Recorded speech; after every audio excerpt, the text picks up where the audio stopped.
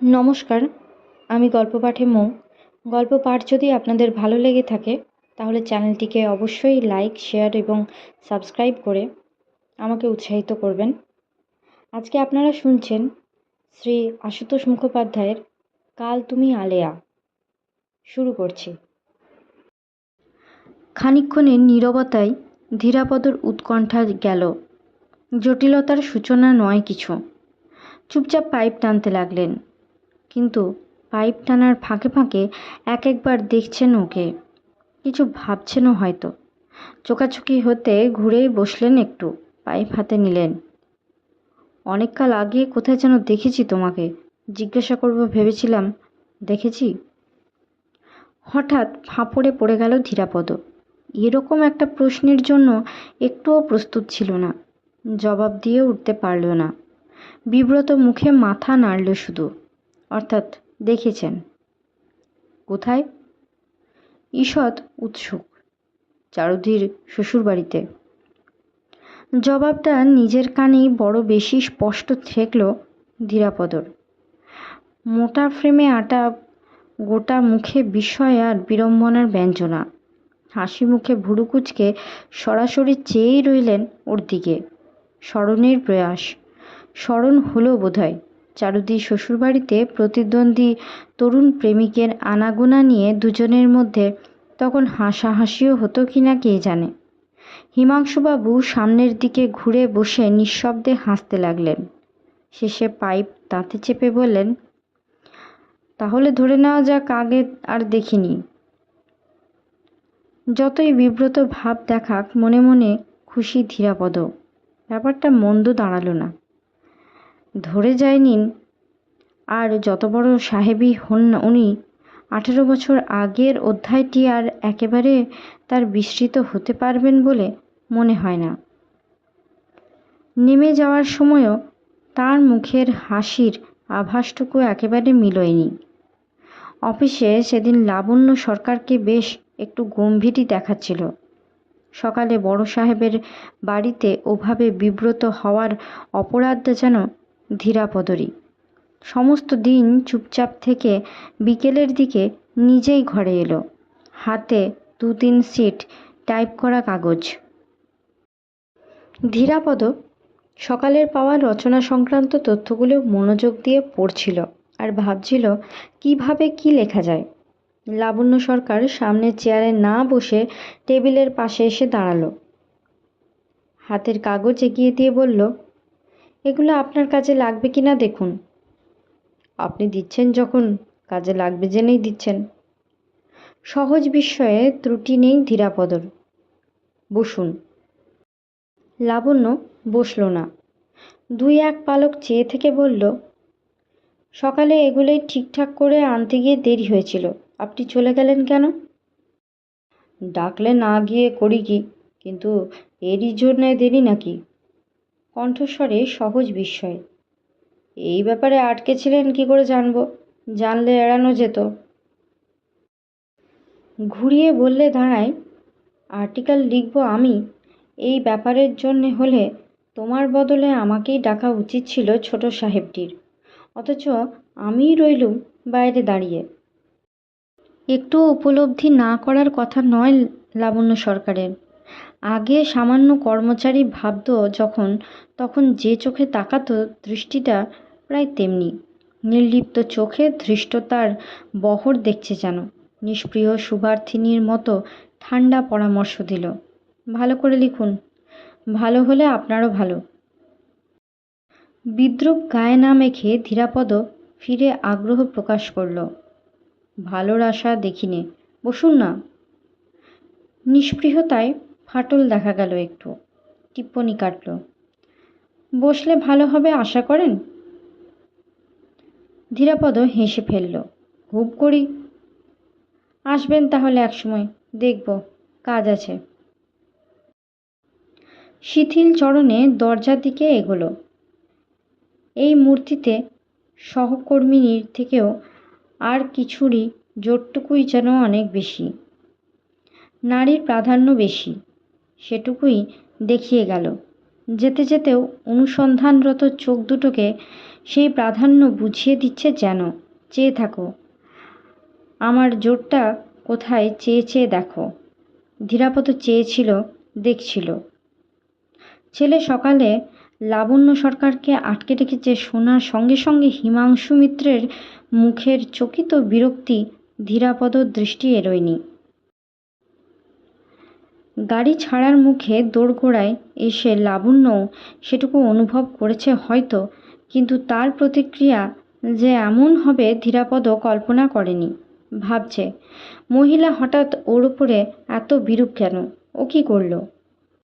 যতটা সম্ভব ভালো করে ভেষজ রচনা সরবরাহ করল ধীরাপদ। শুধু বাংলা নয়, ইংরাজিটাও সেই করে দিল। হিমাংশুবাবু এতটা আশা করেনি।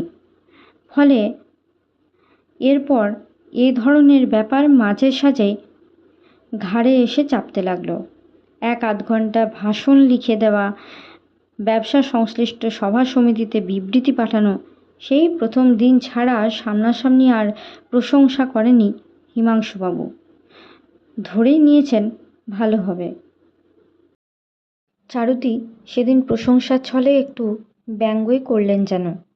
এ কথা সে কথার পর বললেন, তোমাদের বড় সাহেব তো খুব খুশি দেখি তোমার উপর। খানিক আগেও আজকাল আর বেশি আশেটাশে না বলে বক্রোক্তি শুনতে হয়েছে। অনুযোগের মুখে থেমে গিয়ে টিপ্পনি কেটেছেন চারুদি। অত সময়ই বা পাবে কি করে? কোম্পানির কাজ, বড় সাহেবের কাজ, ছোট সাহেব আর মেম ডাক্তারের কাজও কিছু কিছু জুটেছে নাকি? ধীরাপদ পাল্টা ঠাট্টা করেছিল। এখনও জোটেনি, তবে সে জোটাতে চেষ্টা করছে বটে। বড় সাহেবের খুশি প্রসঙ্গে হাসি মুখেই ফিরে অনুযোগ করল, ঝামেলাটি তো বাঁধিয়েছ। আমি লিখতে পারি এ কথা তাকে কে বলেছে? আমি বলেছি। চারুদির নিরীহ স্বীকারোক্তি। তোমার সুবিধে টুবিধে যদি হয় তা ঝামেলা কিসের? বেশ তো সুনজরে এসে গেছ।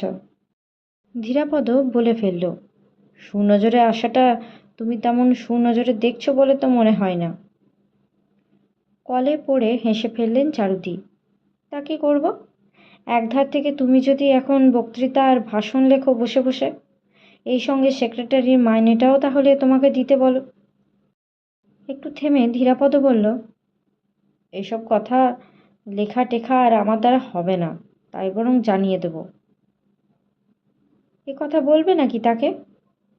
চারুদির গলায় শঙ্কার রেশ।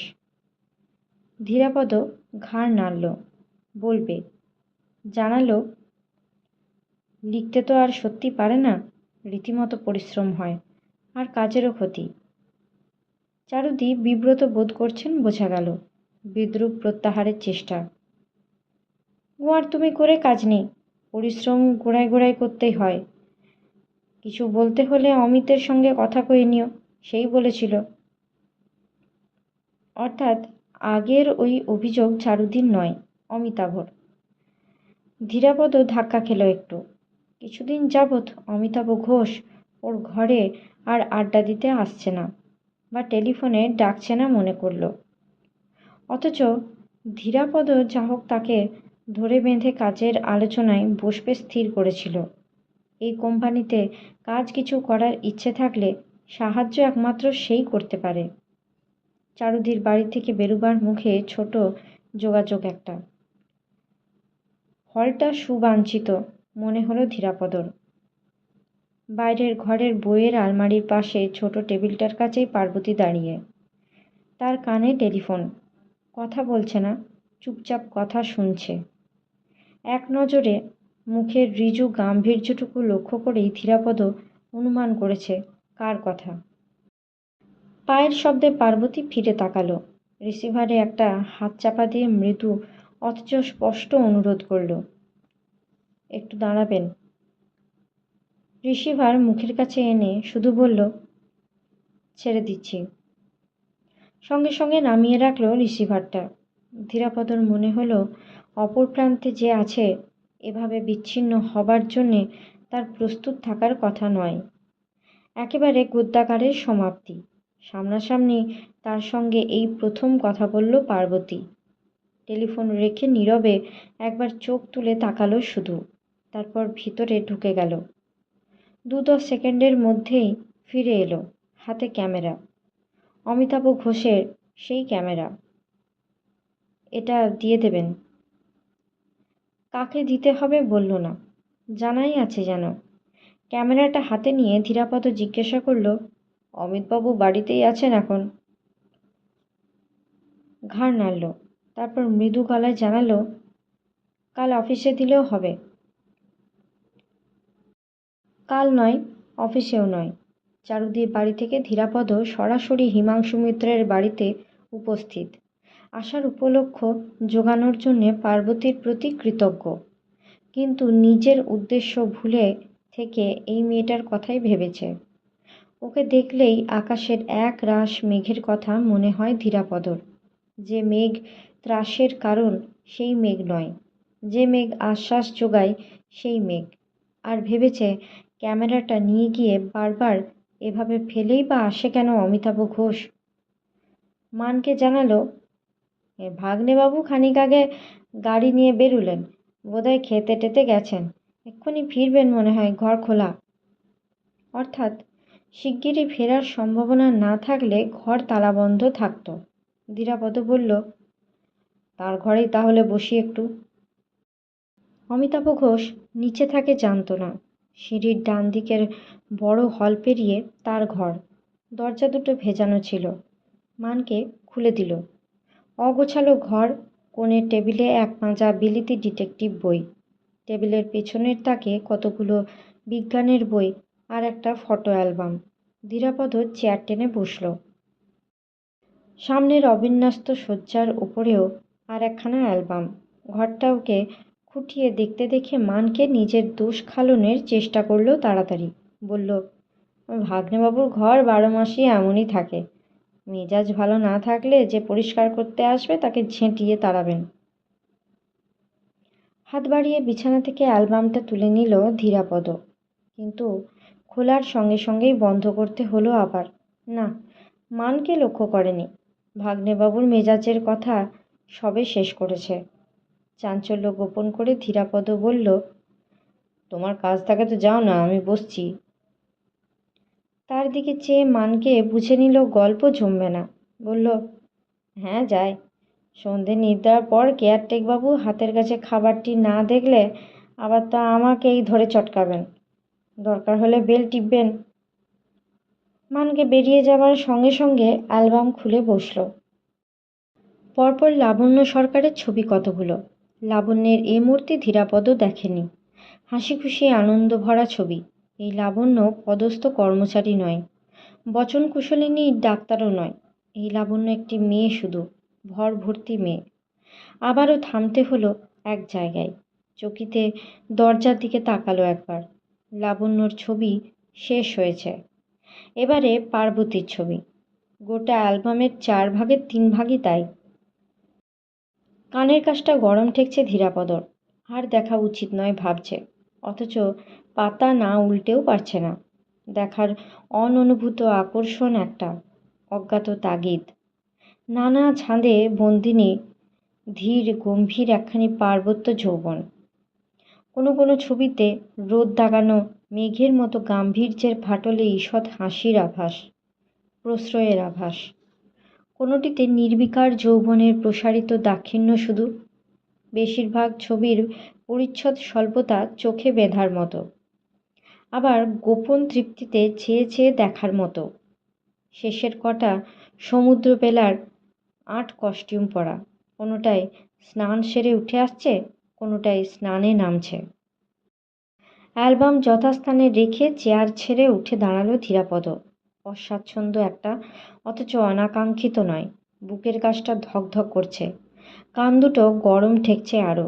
ঠোঁট শুকনো, খড়খড়ে জিভ। অদূরে প্যাঁক করে একটা শব্দ হতে ধীরাপদ নিজেই চমকে উঠল। বেল সেই টিপেছে। দরজার বোতাম টিপে মানকেকে ডেকেছে। মানকে আসার আগে নিজেই ঘর থেকে বেরিয়ে দরজা দুটো ভেজিয়ে দিল। আর বসবো না, যাই এখন। এলে বলো, ক্যামেরাটা রেখে গেলাম। মানকে কিছু বলার অবকাশ না দিয়ে ধীরাপদ চোরের মতো বাড়ি থেকে বেরিয়ে একেবারে বড় রাস্তায় এসে থামল। আজকের মতো এই পর্যন্তই। পরবর্তী অংশ পরবর্তী ভিডিওতে। সকলে ভালো থাকবেন, সুস্থ থাকবেন, পাশে থাকবেন। নমস্কার।